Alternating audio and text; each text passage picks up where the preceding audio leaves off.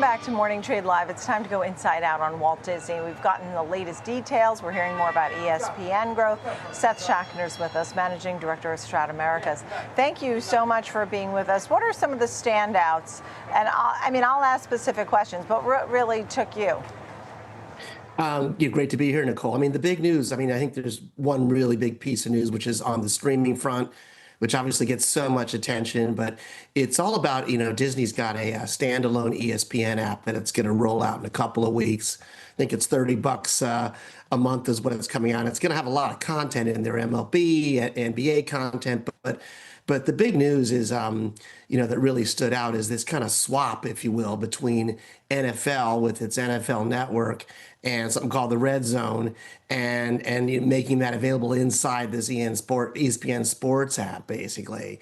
And I think the striking thing about it is that there's going to be an equity stake for the NFL in ESPN, and so there's a ton of stuff to talk about on both sides of it. But I see it as something pretty strategic for the league, because they're really going to kind of keep that relationship warm going forward for the future. There's a ton of competition for sports rights.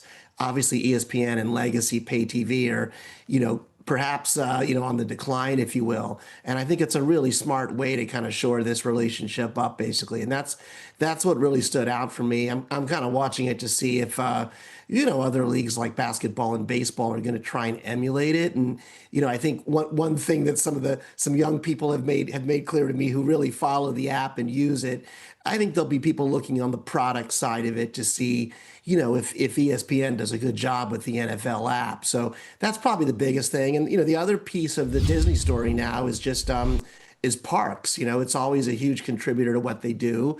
Not always front and center in terms of the reporting, but it looks like it's strong. And Disney's got a lot of positive stuff. There's a new park in Abu Dhabi that's coming, that's financed locally. And I think that's a wonderful way to increase their footprint, basically. And, the domestic parks, I think, are doing well. They just kind of got to watch the pricing on that, how much pricing pressure they can actually put on consumers on it before people start to miss going there. Right now, you talk about the stock here, it's at $113, and there's so many different revenue streams. You mentioned the theme parks, NFL, ESPN, all the different parts. The red zone part of it, huge. Anybody I know that watches football, likes football, fantasy football, live for red zone. So to have that available seems like a big deal. We didn't really get into WWE much. Thoughts there? Yeah, look, clearly, I think there's so much competition for sports, not just with Disney, but, there's lots of other implementations around football for sure. I'll mention what's going on in Prime and NFL Sunday Ticket, which I'm a fan of as well with YouTube. But yeah, I think wrestling and other sports that are out there, certainly women's sports, are things that for sure they're going to be popular, if you will. And, the app's going to want to have it in there, basically. Right. And so when we think about Disney right now, and the parks and the movies, what do you think keeps driving Disney for the next 10 years? That keeps Disney as a lead player. They missed on revenue. They raised the full year EPS outlook. What keeps Disney alive here? Look, Bob Iger, and to be fair, even predecessors before him, in my view, have done like the world-class job, if you will, of setting that company up with multiple engines, not just with sports and every piece of it, but with content alliances, Pixar, Marvel, obviously the Fox acquisition. These are things that bring in tons of different types of content. I'll zip into TV for a second.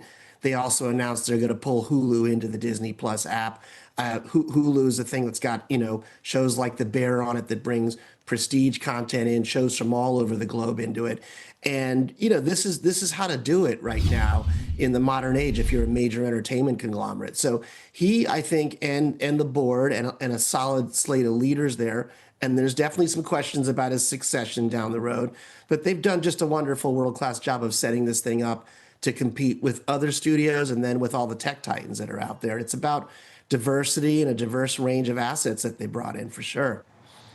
So I'm just looking for some price targets here. Right now, the stock's at $113.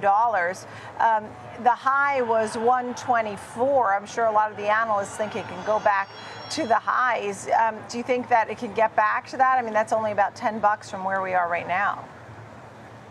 Yeah, I do. I think the street tends to sometimes focus on certain aspects. I even saw today there's kind of a renewed focus here on subscriber growth on the Disney Plus app as opposed to profitability.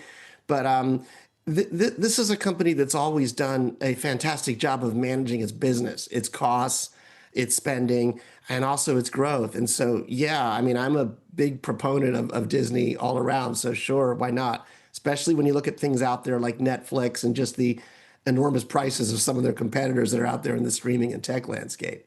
And just quickly, Disney Plus, how are we feeling about that today? Good. I mean, the big news there is that they're going to incorporate Hulu, which has been kind of this weird thing that stands alone. They're still going to offer it as a standalone. But I think it's Netflix and Disney Plus, and then all the others are kind of also rans on it. I don't see that changing anytime soon. And I bet if you're in the other landscape, if you're a Max or a Peacock, you're probably going to be looking at ways to combine.